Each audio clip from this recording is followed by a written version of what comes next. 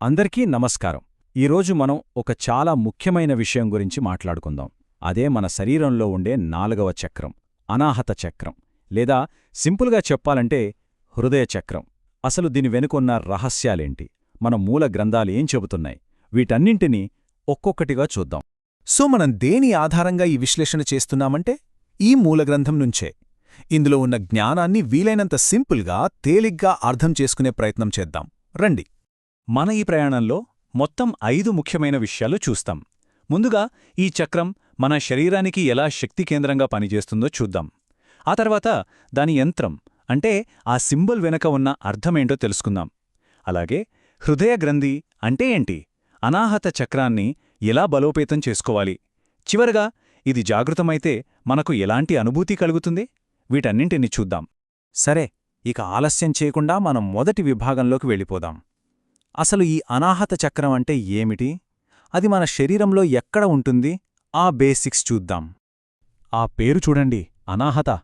సంస్కృతంలో దీనికొక అద్భుతమైన మీనింగ్ ఉంది. అంటే 2 వస్తువులు ఒకదానికొకటి తగలకుండా వచ్చే శబ్దం. వినడానికి కొంచెం వింతగా ఉంది కదా, కాని దీని లోతైన అర్థమేంటంటే ఎలాంటి ఘర్షణ, ఎలాంటి ఆఘాతం లేకుండా కేవలం స్వచ్ఛమైన ప్రేమతో ఐక్యమయ్యే ఒక గొప్ప స్థితికి ఇది ప్రతీక. మరి మన శరీరంలో దీనికింత ఇంపార్టెన్స్ ఎందుకు? సింపుల్గా చెప్పాలంటే ఇదొక బ్రిడ్జ్ లాంటిది. మన కింద ఉండే 3 చక్రాలు మన బేసిక్ నీడ్స్ అంటే మన భద్రత, మన శక్తి, ఇలాంటి భౌతిక విషయాలకు సంబంధించినవి. ఇక పైన ఉండే 3 చక్రాలు ఆధ్యాత్మికమైనవి. మన మాట, మన ఆలోచన, మన జ్ఞానం, వీటికి సంబంధించినవి.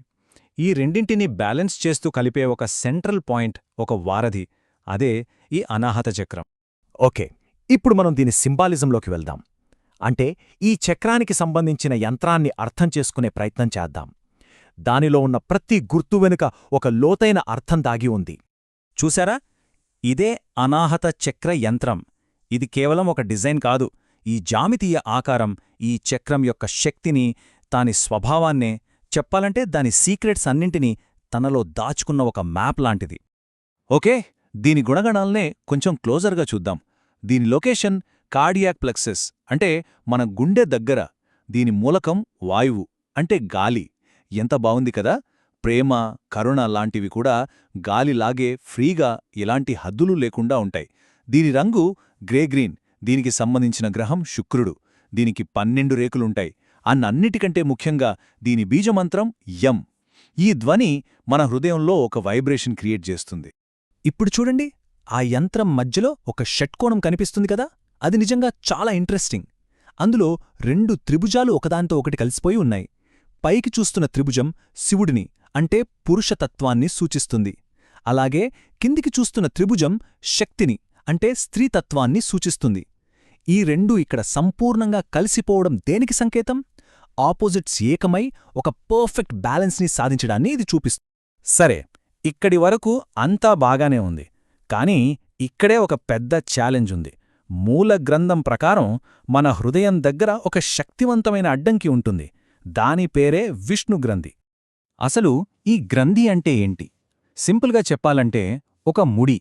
ఇది మన ఇమోషనల్ అటాచ్మెంట్స్కి, మన మానసిక బంధాలకు ప్రతీక.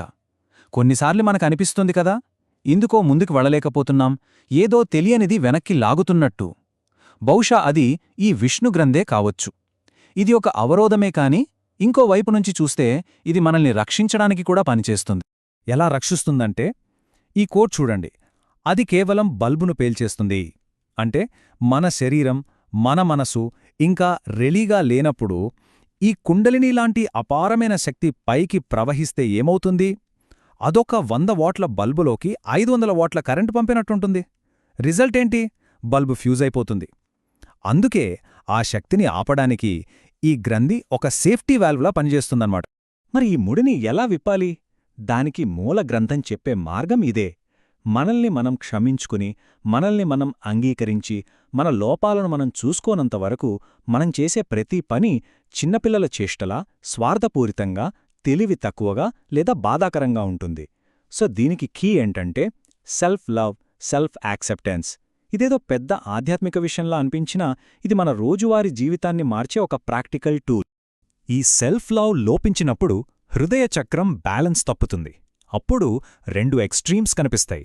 ఒకటి అందరితో సంబంధాలు తెంచుకొని ప్రేమను ఇవ్వలేక తీసుకోలేక మన హృదయాన్ని పూర్తిగా మూసేసుకోవడం.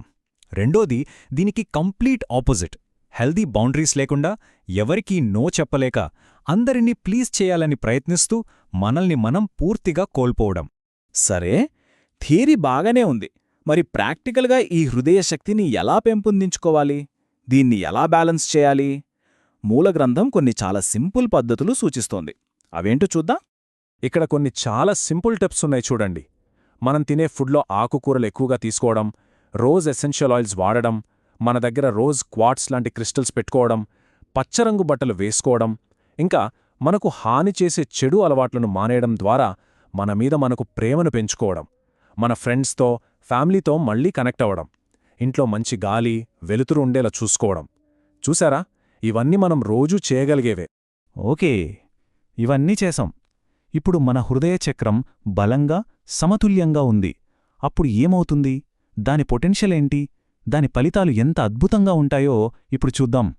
హృదయం జాగృతమైనప్పుడు మనకు కేవలం ప్రేమ, కరుణ లాంటి ఫీలింగ్స్ మాత్రమే కాదు, మన మాటకు ఒక పట్టొస్తుంది, మనలో కవిత్వం, సృజనాత్మకత పెరుగుతాయి, మన కోరికలు మన కంట్రోల్లోకి వస్తాయి, రిలేషన్షిప్స్ అన్నీ బ్యాలెన్స్డ్గా ఉంటాయి.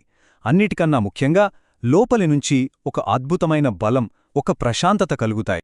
చివరిగా దీని అల్టిమేట్ గోల్ ఏంటంటే, ఇక్కడే మనందరం ఆధ్యాత్మికంగా ఒక్కటవుతాం. నేను, నాది అనే ఆ చిన్న హద్దులు చెరిగిపోయి మనమందరం ఒక్కటే అనే ఒక గొప్ప అనుభూతి కలిగేది ఇక్కడే. స్వచ్ఛమైన ప్రేమ వ్యక్తమయ్యేది కూడా ఇక్కడే. మూలగ్రంథం దీన్ని మన శరీరానికి కేంద్రబిందువు అని చెప్పింది కదా. ఇప్పుడు ఈ ప్రశ్న గురించి ఆలోచించండి. మన జీవితానికి సెంటర్ పాయింట్ అయిన ఆ కేంద్రం గట్టిగా, స్థిరంగా నిలబడినప్పుడు ఏం జరుగుతుంది? తెరిచిన హృదయం యొక్క అపారమైన శక్తి గురించి ఆలోచిస్తూ ఈ విశ్లేషణను ఇక్కడితో ముగిద్దాం.